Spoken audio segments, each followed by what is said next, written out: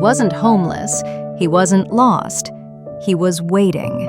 Every morning, just before the 7:45 train pulled in, a golden retriever with a faded red scarf would sit by platform 3, always in the same spot, always facing the tracks. Unmoving, focused.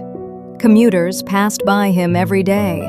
Some offered food, some took pictures, others just watched in silence. But the dog never barked, never wagged his tail for strangers, never followed anyone. He was waiting for someone he loved. The station staff named him Rusty. No one knew where he slept at night or where he went during the day, but every morning, like clockwork, he returned to that platform. The scarf he wore was worn, but tied with care, and his eyes, they were full of something most humans struggled to express: faith. It all began 6 months earlier. Rusty had walked to the station every day with a man, older, mid-60s, always in a gray coat and black hat. The two were inseparable. The man would pet Rusty's head before boarding the train, whisper something only the dog could hear, and Rusty would lie down near the bench, waiting for his return in the evening. He always came back, until one day, he didn't. That morning, the man boarded the 7:45 just like always. But hours later, he collapsed at work. A silent heart attack took his life before anyone could even call his name. Rusty, not knowing any of this, waited that evening. The man never came. So he came back the next day, and the next, and the next. For 88 days, Rusty returned to the same spot. Through rain that soaked his fur, through summer heat that baked the concrete, through biting wind that howled through the station walls, he waited, not because someone told him to, but because he believed in something bigger than absence. He believed in reunion. Staff built him a little wooden shelter with old crates. One worker gave him a blanket. Another knitted him a new scarf. Still, Rusty's eyes never lost focus. He never chased after other dogs. He never got excited by food. He watched every single train.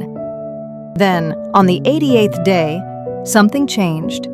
The 7:45 arrived, and Rusty stood up, not in confusion, but with purpose. His tail gave a cautious wag. A young woman stepped off the train. She looked tired, a little lost. Her eyes scanned the platform, then fell on the golden retriever. She froze. Rusty? The scarf? The eyes? The way he tilted his head, just like her father described in every story growing up. Rusty stood, tail now wagging furiously. He barked once. She dropped to her knees. Tears streamed down her face as he bounded into her arms, licking her cheek, pawing at her jacket like he'd found the missing piece of his world. She had come to find him. Her father's final words had been, "Tell Rusty I'm sorry. I didn't mean to leave him." The man had made arrangements for Rusty to be picked up, but in the chaos of grief, it never happened. Rusty had found his own way to the station and refused to leave without goodbye.